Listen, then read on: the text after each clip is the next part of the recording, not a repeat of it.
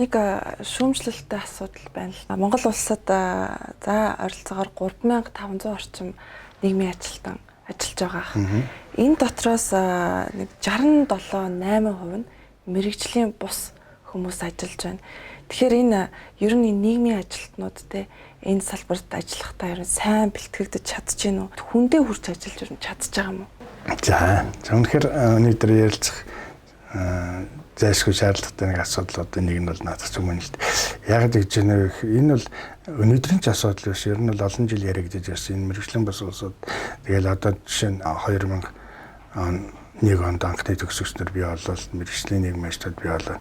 Тэгээд ингээд ажиллаад тэрнээс хойш чинь 17 ихтэй сургуульд нийгмийн ажлыг бэлтгэж байна л дээ. За тэгээ би нэг яг зөвхөн нэг баримтаа тооцоо судалгаа хийж үзсэн. Тэгээд одоо 5000 гаруй нийгмийн ажилтан бол мэрэгжлийн нийгмийн ажилтан бол бакалавр зэрэгтэй бэлтгэгчээд байна. Тэгсэн мөртлөө энэ мэрэгжлийн бус хувь нь бол ингээд өндөр байгаад. Тэгэхээр яагаад тэгж ийм нүгд энд хэд хэдэн бас шалтгаанууд бол бас байгаа.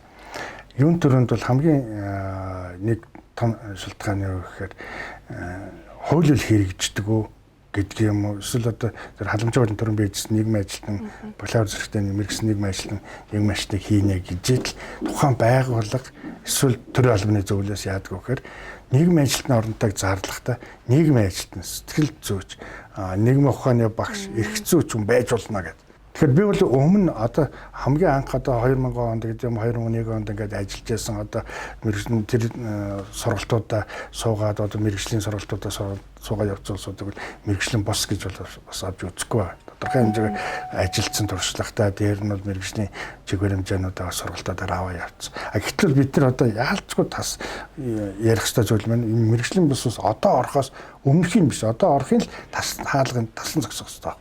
Тийм учраас бол нийгмийн ажилтны оронтой зарлахтай нийгмийн ажилтан хүн л гэж зарладаг юм байна. Би зөвхөн 11 оны судалгаа хийжсэн 11 онд хийнэттэй судалгаа гарч ирсэн. Гэн сонирхолтой ч юм шиг.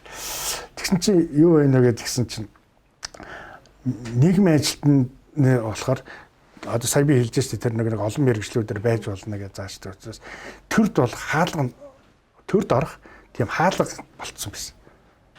Яг үг гэдгсэн чинь одоо тохоо үед бол тийм гарч ирсэн нийгмийн ажилтны оронтон дээр өрсөлдөд нийгмийн ажилтанд хорооны нийгмийн ажилтан болцоод сар болоогүй тэр хүн биеийн тамир спортын хороо руу тэнд байжсэн хүн соёл одоо эрүүл мэндийн газар руу явцсан. Тэнд байжсэн хүн цагдаа руу явцсан.